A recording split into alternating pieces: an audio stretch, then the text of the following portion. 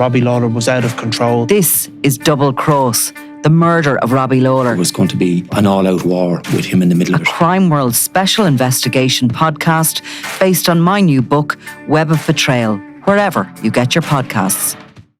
You know, if you'd done something in the class, you were brought down the back of the class and you were to sit with the guy who wet his pants every day. That was the punishment. You could take what you liked. You take the takings that was in the till. You couldn't touch the power box. Everyone likes a good laugh, and I love a good laugh. I love to laugh every day.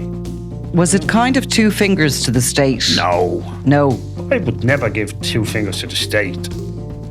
In part 2 of our 3-part interview with election candidate and veteran criminal Gerry The Monk Hutch, we discuss his childhood in the constituency he now hopes to represent, his first experiences with the criminal justice system, and his transformation from street criminal to the Garda's #1 target in organised crime. This is Crime World. Listen and follow wherever you get your podcasts, and you can watch all 3 parts over the coming days on our YouTube channel. Subscribe and turn on notifications to get each part as it appears. Gerry, thank you very much for coming. I did ask you at the airport the other day if you would consider coming on Crime World, and you sort of told me you'd think about it, and we reckoned that was a vague yes. But anyway, here you are. And we want to talk to you because you are throwing your hat in the ring for election. You're going for the Dáil. We want to talk to you about your political ambitions, how long you've had them, and what sort of policies you're going to run on. But I think before we go there at all, we want to try and give people an idea of the sort of person you are and the kind of experiences you've had, because you've had some life over the past few decades, and in particular in more recent times. But we're here in Talbot Street. Behind us is Foley Street. And I think you grew up, or certainly spent some of your childhood there. Yeah, I was born around that. So was Corporation Buildings, were they just behind us here? Yeah, or where Foley were they? Street was right behind, and behind Foley Street was Corporation Buildings. Yeah. And what are your memories basically of your early childhood? Early childhood in Corporation Buildings was like a cage. That's what it was. It was nicknamed the cage. And why was it called the cage? Like, And it was like an ex-army barracks. Right. That type of stuff, you know. yeah. Was There there... was loads of families and little rooms, 8 kids in one room and all that type of stuff, you know. With lots of kids to play with, I'd Oh, say. loads of kids and loads of poles to climb up and loads of stuff to get up there. Yeah. My father would say at that time crime was kind of not really, it was there, but it was a different type of crime. Like, were you grown up seeing crime going on? It'd be very minor crime. I mean, the bits of crime would be going on. It'd be people stealing a bit of lead off a roof or a bit of copper wire and burning and bringing it to the local scrapyard. That was the big crime then, you know. Yeah. And people, obviously, there was, like in the 50s in Ireland, there's loads of films about it now. You're talking about a lot of poverty as well going on. I mean, that was driving crime, was it? I mean, somebody would probably rob a milk truck or something and drive it into the buildings, and everyone be out taking a few bottles, and that's it. Everyone had milk down for a week. Yeah. You know? So you probably remember being hungry. Do you remember a feeling of, closeness with the community, with the other kids, and, there was gangs of kids? I mean, we can see that from the old pictures. There was always somebody to play with. You were probably, how many of you guys were there? Well, we'd 8 in there. 8. Mother and father, 10. Right. So you probably aren't really allowed to hang around in the flat. You're probably sort of put out in the street to play every day and back for whatever sort of there is. Was there a meal every night, or what was it like? I don't really remember a meal every night, no. But to say you were probably hungry is probably an understatement. You were bloody starving. But there definitely loads of kids to play around with, and I'm sure there was plenty of lice to play around with. Yeah. Amongst other things. And was it, so there was a community sense there, like you're talking about representing your community. Is that coming from your childhood, that I'd feeling of say it? so. It's just in your nature. You grew up that way with close protection from the kids around you. Everyone backed each other, and there'd be keys left indoors. Anyone could walk in and out of anyone's house. And Yeah.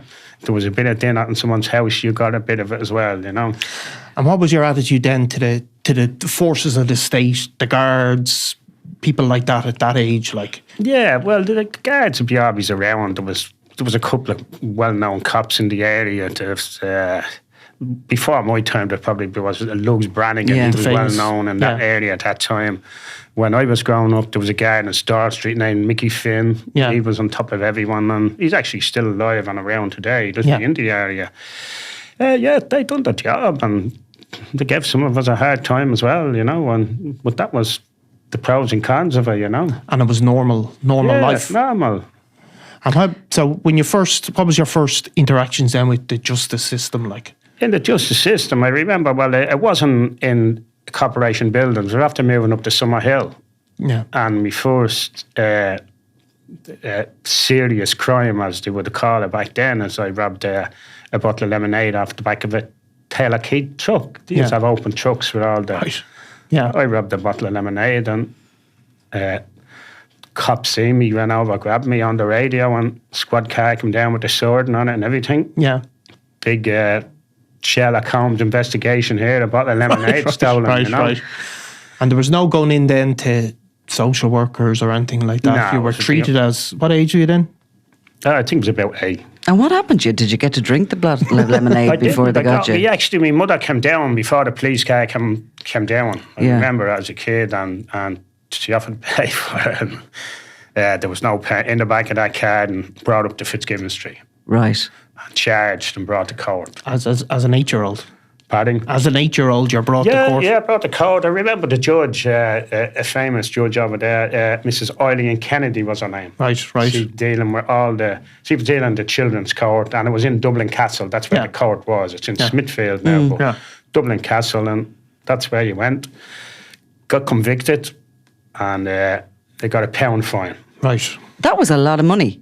Well, that was it. And who had to come up with that? I don't know. You I don't can't know. remember. Yeah. I remember the details. I actually remember reading about it later when I was getting my taxi license. I had to get on my criminal records really? going back. And it's so, there? So I seen all the dates and times. So that's how I kind of remember, Wow. And so what happens next then? When do you sort of come, are you sort of regularly then in front of the courts and these kind of minor things? Probably break for a year or two, and then back and forward, 10, 11, 12. And when I was about maybe 11, I got 12 months to play some Finglas. St. Lawrence's, St. Lawrence's, not that was an institution or whatever, but it was run by Department of Education and some Christian brothers as well. You got 11 months. 12 months. 12 months, okay. And was your mother allowed to go and see you? Yeah, you were allowed, and they'd let you home some weekends as well. Right. You were well fed. But that's it. So You know. at least you weren't hungry. No, in you that. weren't hungry, and they had a But- swimming pool there as well. So, And how did they treat you? yeah, I got on well with. There was housemasters who were from council estates, and they knew lads from our estates where we lived through playing football, and they got on with them. It's all Yeah, right, yeah. I found it all right. Some other lads didn't, and whatever. I'm not going to go into their problems they had there, but I found it all right, So by the time you're kind of, and still a young teenager, 15, 15, yeah. you end up in 15. Mountjoy Jail. Yeah, I was in trouble, lots of trouble then at that stage, and Was this the years of the, as they were called, the Bugsy Malones by the would have papers? been, So that was it the was- yeah. grabbing the handbags and there were certain things you could do and certain things you couldn't do, and certain things some people done and certain things other people didn't do. Like, there was no way if I was charged with robbing a handbag or snatching it out of a car, I'd get my fucking head chopped off. Yeah. That's what I do. If you broke into someone's house, yeah.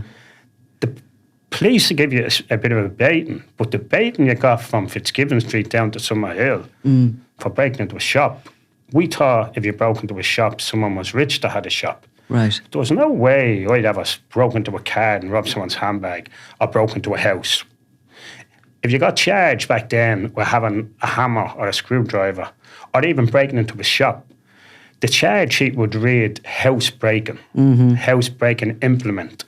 But I broke into loads of shops, broke into shops in Moore Street, butcher shops, everything, took everything, but never broke into a person's house and never took a woman's handbag. I was actually out one day, a gang of us were walking uptown and one of the lads was after nicking a purse.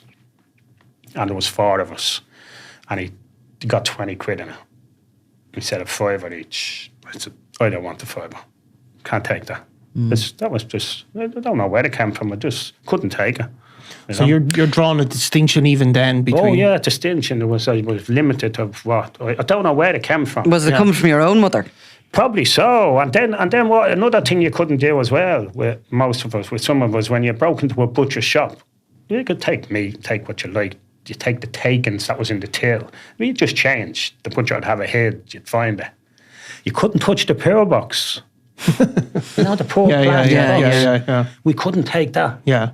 That's like, no matter how bad it was, you could take all the meat you like, but you couldn't take the power box. So it was kind of like a code. Yeah, the priests and that was for the really poor. Like we were poor, but the poor box was for poorer again. You know. Yeah. And then you have the business owners. Even if you look at them now and say they're not wealthy, but at the time you're looking at they're people who have. Yeah. Well, I mean, we broke into butchers and took a load of meat, and we went back to somebody who was living in Summer Hill, some man who was living on his own, and he'd cook it all for us. Yeah. He couldn't bring it home. That's chaos. You know? And Gerry, was it a combination of those kind of things that landed you in Mountjoy for the first time? I think, are we talking 1978? Yeah, it would have been, breaking into shops and stuff like that. So kind of, eventually you got... stealing a car or stuff like that. It was getting bigger probably. And you're getting your custodial sentence at that point. Now, I mean, nowadays... Yeah, they could only give you 1 month if you were 15. Yeah. It was like an emergency legislation. Okay. That they could put you away for 1 month and that was it. And they had to let you out after a month. So you're 15. I'm 15, go into Mountjoy, you go into a prison which is probably 150 years old at that stage, and it's like a Dickinson prison. And there was no change. That prison was probably built in 1780 and I went in 1980 or 1970, 120 years old. It looked 120 years old. It was terrifying.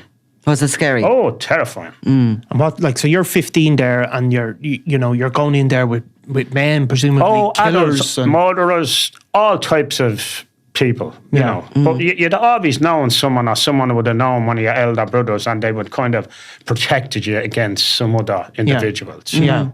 And are you going in there, are you scared? Yeah, well, the first time you would have been scared, you're going into a prison, like this is tough. You were in police stations all your life, but you're into a prison, proper bars, proper everything, and locked up in your cell overnight, no getting out till the next day, and but after you do that a few times, you get accustomed to it. You must learn quick. Yeah, well, I'm a quick learner, but you would get accustomed to it, and if you put someone into a place like that for a week and you take them out, and give them a job, they're not going back. Yeah. Because they get the shock of their life. But if you put them in and you keep putting them in, So you get used to it, do you? You would, yeah. And have you, at that stage when you're 16, 17, 18, have you accepted that's going to be your life? No, you wouldn't. Did you have other ambitions or? Yeah, you'd never accept that that's your life, but you're trying to enhance your life, you're trying to better your life. Yeah. And if you got caught, that's what happened. You went there. Around their area, certain amount of people went up to Loughlin House. That was open, but they weren't sending me up to Loughlin House, and they weren't sending certain individuals because I believe they felt we were too hardcore. We were gone beyond it.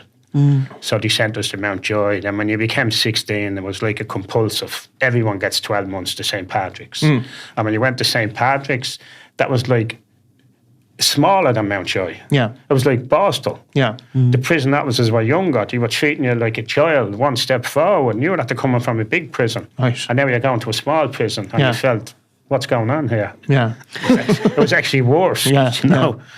And can I ask you, what did people do in prison in those days? I mean, there weren't gyms. There weren't properly the learning, a bit facilities There was are now. workshops and there was certain things like that to an extent. And they'd always have a wood yard where you'd go out and you'd chop logs and cut. They'd bring a half a tree in and you cut the tree up. And it'd be winter, freezing ice, and you'd have a hand on it, one hand in your pocket, and the opposite of your screen, and that you put your two hands on the saw and keep that saw going, and that's the way it was. And some of them were nasty, The prison officers, They wouldn't be like the prison officers today. The prison officers today are trained to a high quality and that gentleman, from my late experience in prison, Yeah. I was going to say, sort of by the time you are in your 20s, you've had that experience, you've been in Mountjoy, you've been in St. Pat's, you're kind of in the system, aren't you? You're kind of in the revolving prison system. You're coming out, you're committing crimes, you're going back in. But by the time you're in your 20s, the Gardaí would say that you're not a petty criminal, you're a serious force in organised crime. And they've identified you as, a major player. It has been well documented that you're suspected of, those two major arms heists, and you've kind of hit the big league, have you? Well, in the eyes of the state. In the eyes of the newspapers, in the eyes of the police, yes. But it's untrue. There's no way I done them robberies or not like that, But you were arrested, obviously, for I was them, arrested, questioned, and all the routine, Yeah. And are you under surveillance then over that time? I would have been back then. I'd have been arrested and stuff like that, and questioned about them, and they obviously realised it wasn't me, and they'd be out. Yeah. No. Had you moved out of? You were in Buckingham Street, I think, first, yes, when you're having your family, and you have spoken before about how you're there and there's a kind of a yard which is in the basement and there's stuff being thrown into. It's not suitable for you. I was in Buckingham Street, two-story over basement, and in the basement you'd have a place I would call it a bit of a yard, an area, and there was a drug clinic opened around there, and people were getting injections, and they're walking by and throwing them down. The kids picking up syringes. Not only my kids, lots of kids around the area. So.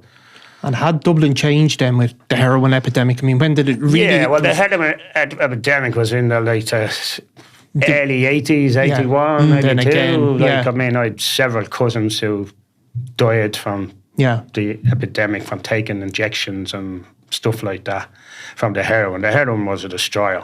Yeah. And what about you? Did you ever... I never... I was more interested in my food, my stomach. Yeah. Right. There's no way It just wasn't your thing. No, exactly. But you must have seen, as you said, lots of your people of your friends.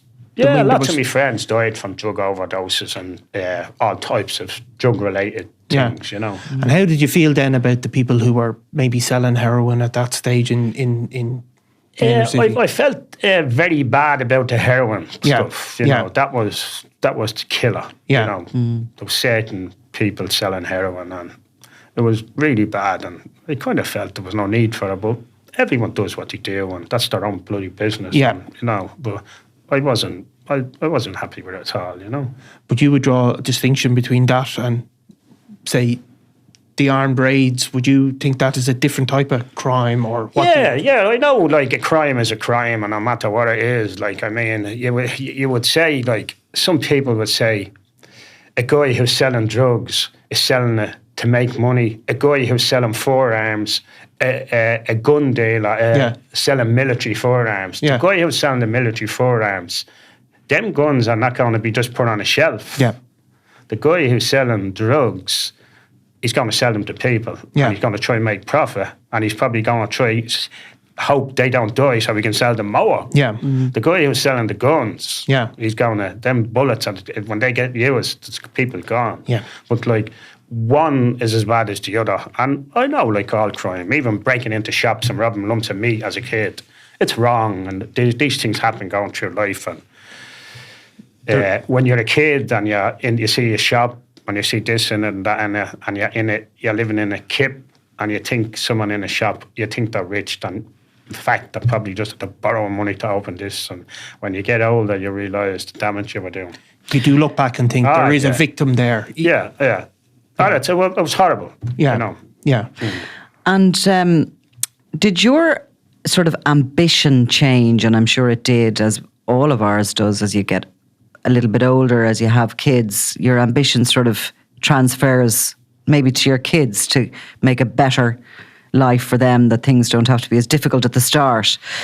When you moved out to Clontarf with your family, had you lost hope in the North Inner City? Had you lost a connection with it? Did you want away from it? Was it all of that destruction around you, the heroin and everything else? Yeah, it would have been a bit of that, and it would have been the schools around there as well. Like, I mean, the school I went to, Rutland Street School, it was nicknamed the Red Brick Slaughterhouse. That's the nickname of the school. Because the cane was just out all the time getting whipped. Very few people came out of there with a formal education. I mean, reading, writing. You know, if you'd done something in the class, you were brought down the back of the class, and you were to sit with the guy who wet his pants every day. That was the punishment. Unbelievable. You know, well, again, the teachers were probably as dumb as the pupils. And there was cruelties there that, you know, you'd like to think we have left in the past. Pardon? You'd like to think we've left some of those cruelties in the past. Oh, I mean, without a doubt. You know, in our living memories, our kids wouldn't understand what was going on in schools. It was so... But that was the option for your kids to, as you saw, to go through that education system as well in Rutland Street. That was still there. Yeah, well, like they wouldn't have been going to Rutland Street at that scale. There was other schools that were a little bit better, but still, like, it's not only the school; it's the environment you're brought up in, and you know, you have to try to get a good environment. And if you have a good environment, you have a much better chance. You know. And so I moved out to Clontarf to enhance my family. And what year? Myself. What year did you move to Clontarf then? I moved to Clontarf in 94. 94. And at that stage then, had you already appeared in the papers? Yeah, I was mixed face. I was appearing in the paper with my eyes covered. Right. In what paper was that? The Sunday World, I'd say, was it? Well, I used to call it the Sunday Wash then. Oh, yeah. Well, you weren't alone. Yeah, we've all sort of built bridges since then. It was never a great disguise, was it? Just a little. No, exactly. No. You know. And how did you feel about that when you first started appearing? I was more I didn't care myself. I was more concerned about the kids going to school and what other kids would have said to them and stuff like that. Yeah. You know? Yeah, but we got over it. We got through it and whatever, you know. And did it just become something everyone got used to? And yeah, I suppose so. I mean, you know, you'd see people, and I actually started going out of a Sunday after the Sunday World wrote about me. And people were looking at me and saying, geez, you're all over the paper, you're not there. I said, fuck it, the hell with it, get on with it. Yeah. You know, it's kind of made it more of a habit of going out Sunday, because I was probably in the Sunday World every third bloody week. Yeah. So I wasn't letting that get bother me. But and a lot of that was focused then on the Criminal Assets Bureau case that was going on. I mean, that stretched on for a good few years, did it? It stretched on for a few years. 96 they set up, so that was, your case was early. They set up. What was your case, 99, 2000? Yeah, 99, 2000, yeah. And your case was it a proceeds of crime case? No, it was a tax bill. Okay. From miscellaneous income. So there's two ways of miscellaneous income. There's two ways they could do it, but they identified the miscellaneous income being the profits of those two said robberies. Yeah. You settled with the Criminal Assets Bureau. I have to ask you this. The Criminal Assets Bureau was set up after Veronica Guerin was murdered. Correct. By the gang operating with John Gilligan. I know some other people I've spoken to that were targeted initially feel bitter that they were targeted, or that they were the first targets of the Criminal Assets Bureau. They felt that others should have been that they should have been down the line or not targeted at all. So how do you feel about it? Do you feel bitter still about that money? No, it is what it is. And everyone's going to get targeted, and they like to pick a good target and a big name. And if you pick a good target and a big name, and that big name settles, everyone else be queuing up to settle. And that's what they were at. Yeah. They just wanted money, and and they got money. And how much was finally settled for? It was seven figures anyway, was it? Yeah, 7 figures, yeah. Yeah. The magnificent 7. Yeah, that's right. And the Criminal Assets Bureau, obviously, you settled basically because it's a tax bill as opposed to them. It's a weird one. It's tax on... What happened in my case is I went to the tax and master, I think it's called. It's like a court, but it wasn't a criminal court. And they went in and they were talking about armed robberies, and they were talking about all type of innuendos. And the man stopped the show. He said, "Stop here. I'm hearing all this stuff." And he made a clear statement. He said, if somebody buys drugs and sells them, they make a profit. If a barman sells drink at 3 a.m. and his license only lets him sell it till 12 at night, it's illegal, but he makes a profit, and he pays his tax on it. And if a prostitute sells its body, it's a trade, it's a profession, it's the oldest profession in the world. They pay their tax on it. But if you steal money, you do not pay your tax on it because you've no title to it. Yeah. And he went on, and he told me I've lost my case because I haven't proved I didn't owe this tax bill. Right. They had evidence of bank statements and stuff like that. In the north and stuff like that, wasn't it? Yeah. So there was movements of money up there. And so I settled on not paying me tax. Yeah. So and you would say, like, where did that money come from? Like the state say it came from the proceeds of armed robberies. Yeah, well, they were trying to say that, then they pulled back from that, Right. and they said it's miscellaneous income. Right. And I said, what is miscellaneous income? You know what it is, and we know what it is. Yeah. Miscellaneous income, my definition of it, if you're building a house and it's 20 grand for slates, 30 grand for flooring and this and that, miscellaneous might be a little box of screws and a few tea bags and stuff like that. But it was miscellaneous anyway. And at that time as well, you had made investments in property as well, had you? Like, so that was a boom time for the property market. So yeah, I would have been messing around with property and all different stuff, and I'd made plenty of money. yeah. You came away from that tax settlement with the Criminal Assets Bureau with a few bob left in your pocket? Oh, I came right few bob left in my pocket. Right. So it's sort of, you were as such tax compliant for the past, and you were going forward with a clean bill of health. Correct. From a tax point of view, And a unless lump of they money. discovered anything else. Unless they discovered, they put a clause in that if they discovered that more than £5,000, it was pounds at the time, the deal was invalid. Right. So that was fair enough. So then, what age are you then when that's you're sort of nearly 40, are you, or something like that? I was born in 62, 72, 82, So you're- 92. 30 odd, 36 probably. So, and then you become, like, after being, as you said, in the Sunday World, blacked out eyes, then your public persona kind of, I suppose, changes then, because you become a cab driver. You start appearing with the Hummers, wasn't it? Were you the first to have Yeah, but I was driving the taxi force, and then if we invested in some Hummers, and we're driving around limousines and picking up people. Yeah. And I mean, people asked about the name and this and that. Because it was called Carry Anybody, which That's is where it came from. If people say, who are you going to carry? It's that for celebrities. I said, that's for anybody. We don't discriminate. We take anyone's money. Carry anybody. Yeah, but obviously, though, the initials are cab- CAB. Which so that went down like... People A try lead to balloon. say that, you're taking the piss out of this. Yeah. Nothing to do with that. But I suppose from the point of view of, you having the blacked out eyes and not being properly named, after the cab case, you were. Yeah. You became Gerry the Monk Hutch whenever you got your we're going to come on to the nickname because everybody has this slightly arseways, but before we do, I suppose will we call them your limo years? your limo years, okay? You're driving around town in a chauffeur outfit, in your Hummer. You're collecting some celebrities, boxers. Mike Tyson? Yeah, Mike Tyson was on it, yeah. Okay, and others. Hen parties are hiring you. You're getting your photograph taken.